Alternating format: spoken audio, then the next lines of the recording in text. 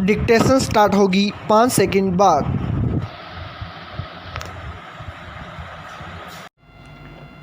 Yes, यदि यह वर्ष चैपलिन की जन्मशती का न होता तो भी चैपलिन के जीवन का एक महत्वपूर्ण वर्ष होता, क्योंकि आज उनकी पहली फिल्म मेकिंग ए लिविंग के 75 वर्ष पूरे होते हैं।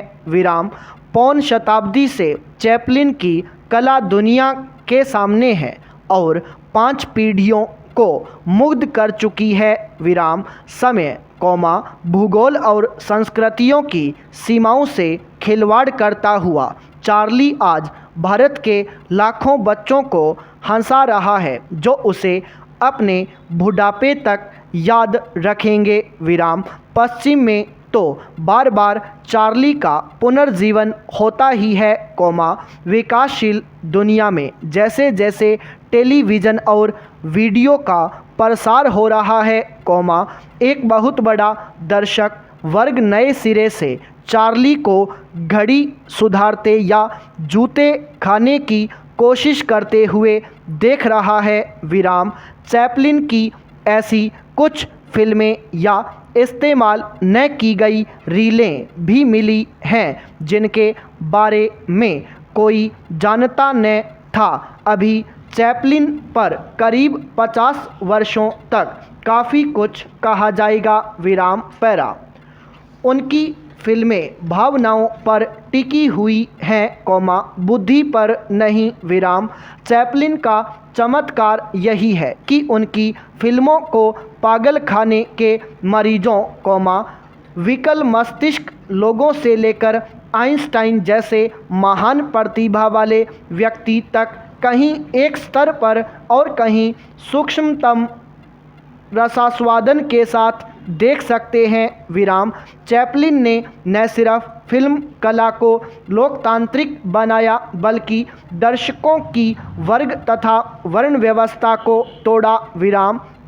यह एक कारण नहीं है कि जो भी व्यक्ति, समूह या तंत्र गैर बराबरी नहीं मिटाना चाहता, वह अन्य संस्थाओं के अलावा चैपलिन की फिल्मों पर भी हमला करता है।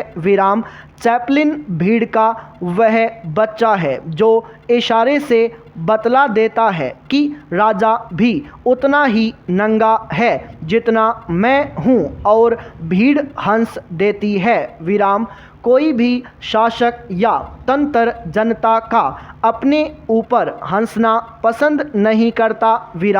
एक परित्यक्ता, दूसरे दर्जे की स्टेज अभिनेत्री का बेटा होना, बाद में भयावह गरीबी और माँ के पागलपन से संघर्ष करना, साम्राज्य, औद्योगिक क्रांति, पूंजीवाद तथा सामंतशाही से मगरूर एक समाज द्वारा दुराया जाना, इन सब से चैपलिन को वे जीवन मूल्य मिले जो करोड़पति हो जाने के बावजूद अंत तक उनमें रहे।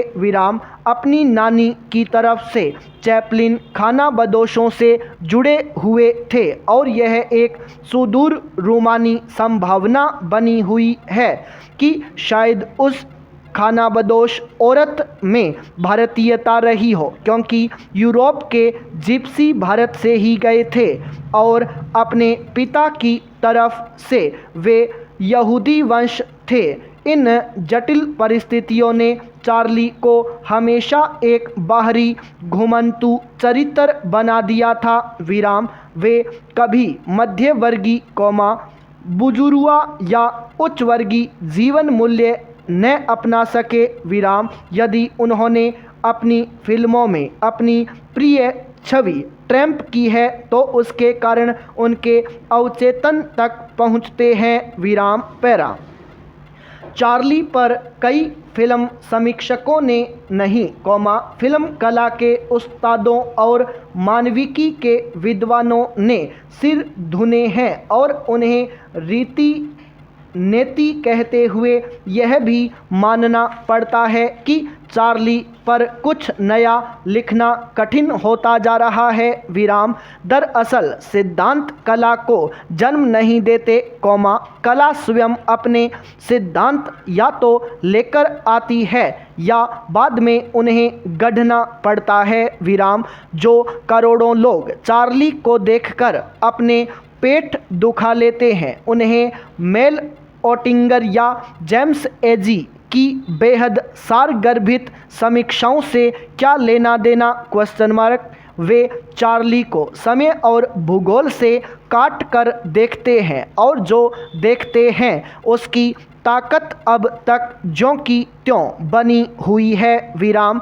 यह कहना कि वे चार्ली में खुद को देखते हैं दूर की कौड़ी लाना है, लेकिन बेशक जैसा चार्ली वे देखते हैं वह उन्हें जाना पहचाना लगता है, जिस मुसीबत में वह अपने को हर 10वें सेकंड में डाल देता है वह सुपरिचित लगती है विराम। अपने को नहीं, लेकिन वे अपने किसी परिचित या देखे हुए को चार्ली मानने लगते हैं विराम। कला में बेहतर क्या है, बुद्धि को प्रेरित करने वाली भावना या भावना को उकसाने वाली बुद्धि? उसने भावना को चुना और उसके कारण थे विराम। बचपन की 2 घटनाओं ने चैपलिन पर गहरा स्थायी प्रभाव डाला था विराम। एक बार जब वे बीमार थे तब उनकी मां ने उन्हें ईसा मसीह का जीवन बाइबिल से पढ़कर सुनाया था विराम। ईसा के सूली पर चढ़ने के प्रकरण तक आते आते मां और चार्ली दोनों रोने लगे विराम। अपनी आत्मकथा में चैपलिन लिखते हैं, ओकले स्ट्रीट के तहखाने के उस अंधियारे कमरे में माँ ने मेरे सामने संसार की वह सबसे दयालु ज्योति उजागर की जिसने साहित्य और नाट्य को उनके महानतम और समृद्धतम विषय दिए हैं, स्नेह, करुणा और मानवता विराम पैरा। दूसरी घटना भी कम मार्मिक नहीं है विराम। बालक चार्ली उन दिनों एक ऐसे घर में रहता था जहां से कसाई खाना दूर नहीं था विराम। वह रोज सैकड़ों जानवरों को वहां ले जाया जाता देखता था विराम। एक बार एक भेड़ किसी तरह जान छुड़ाकर भाग निकली विराम। उसे पकड़ने वाले उसका पीछा करते हुए कई बार फिसले, गिरे और पूरी सड़क पर ठहाके लगने लगे विराम। आखिरकार उस गरीब जानवर को पकड़ लिया गया और उसे फिर कसाई के पास ले जाने लगे विराम। तब चार्ली को एहसास हुआ कि उस भेड़ के साथ क्या होगा विराम। वह रोता हुआ माँ के पास आया, उसे मार डालेंगे, उसे मार डालेंगे विराम। बाद में चैपलिन ने अपनी आत्मकथा में लिखा कि वह बेलोस दोपहर और वह मजाकिया दौड़ कई दिनों तक मेरे साथ रही, और मैं बार बार सोचता हूँ कि उस घटना ही ने तो कहीं मेरी भावी फिल्मों की भूमि तय कर दी थी। त्रासदी और हास्योत्पादक तत्वों के सामंजस्य की विराम पैरा। भारतीय कला और सौंदर्य शास्त्र को कई रसों का पता है, उनमें से कुछ रसों का किसी कलाकृति में साथ साथ पाया जाना श्रेयस्कर भी माना गया है, जीवन में हर्ष और विषाद आते रहते हैं। यह संसार की सारी सांस्कृतिक परंपराओं को मालूम है, लेकिन करुणा का हास्य में बदल जाना एक ऐसे रस सिद्धांत की मांग करता है जो भारतीय परंपराओं में नहीं मिलता विराम।